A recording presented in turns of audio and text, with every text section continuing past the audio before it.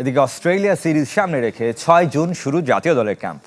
অজিদের 2 ফরম্যাটে হারানোর আশায় ক্রিকেট অপারেশনস ইনচার্জ শাহরিয়ার নাফিস। বাংলাদেশের ধারাবাহিক হয়ে ওঠার নেপথ্যে বিসিবির পরিকল্পনা বদলের কথা তুলে ধরেছেন তিনি। 2015 বিশ্বকাপ বাংলাদেশের কাছে হেরে টুর্নামেন্ট থেকে বিদায় নিয়েছিল ইংল্যান্ড। এরপর নিজেদের পরিকল্পনা বদলে সাফল্য পেয়েছিল ইসিবি। সাবেক চ্যাম্পিয়নদের সেই পথ কি এখন অনুসরণ করছে বাংলাদেশ? বড় পরিসরে না হলেও 2023 বিশ্বকাপের পর ক্রিকেট ভাবনায় বদল এনেছিল বিসিবি। যদিও 22 গজে ধারাবাহিক হতে লেগেছে বছর দুয়েক।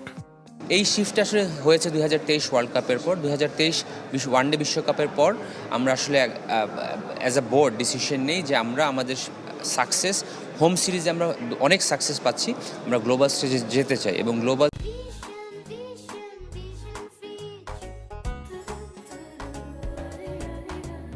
স্টেজের সাকসেসের জন্য আমাদের যেটা প্রয়োজন সেটা হচ্ছে কি আমরা গ্লোবাল স্টেজে যে উইকেটগুলোতে আমরা রেগুলার খেলবো সেই ধরনের উইকেটে খেলা শুরু করা।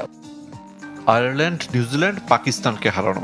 ঘরের মাঠে সাম্প্রতিক সময়ে অনেকটা অপ্রতিরোধ্য টিম বাংলাদেশ। পেস সহায়ক উইকেটে খেলছে টাইগাররা। লক্ষ্য বৈশ্বিক আসরে শিরোপা জয়। আমাদের পরবর্তী লক্ষ্য অবশ্যই একটা বৈশ্বিক ট্রফি। এখন প্লেয়ারদের ফিটনেস, প্লেয়ারদের কনফিডেন্স, বোল্ড ডিক্লারেশন, যে মানসিকতাটা এটা কিন্তু আমরা অল্প অল্প করে দীর্ঘদিন ধরে ইমপ্রুভ করছি।